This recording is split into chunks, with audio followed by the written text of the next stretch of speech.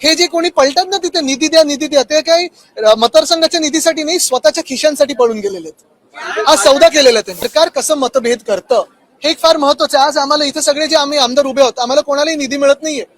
जेव्हा कुठचंही आता एवढ्या 80 वर्षाचा जो इतिहास आहे आपल्या देशाचा, जी कुठची सत्ताधारी पक्ष असतील, विरोधी पक्षाला देखील थोडाफार पण तो निधी तरी द्यायचे, कारण आम्ही जे येतो ते जनतेतून निवडून येतो.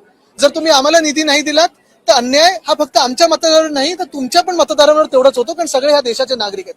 हे जरी असलं तरी आम्हाला जे निवडून दिलेलं आहे ते शिवसेना उद्धव बाळासाहेब ठाकरे पक्ष म्हणून निवडून दिलेलं आहे, भाजप विरोधी म्हणून दिलेलं आहे आणि राष्ट्राच्या हितात, महाराष्ट्राच्या हितासाठी आम्हाला निवडून दिलेलं आहे.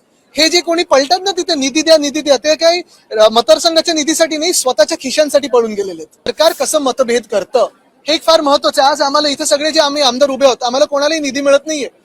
जेव्हा कुठचंही आता एवढ्या 80 वर्षाचा जो इतिहास आहे आपल्या देशाचा, जी कुठची सत्ताधारी पक्ष असतील, विरोधी पक्षाला देखील थोडाफार पण तो निधी तरी द्यायचे, कारण आम्ही जे येतो ते जनतेतून निवडून येतो. जर तुम्ही आम्हाला निधी नाही दिलात तर अन्याय हा फक्त आमच्या मतदारावर नाही तर तुमच्या पण मतदारांवर तेवढाच होतो, कारण सगळे ह्या देशाचे नागरिक आहेत.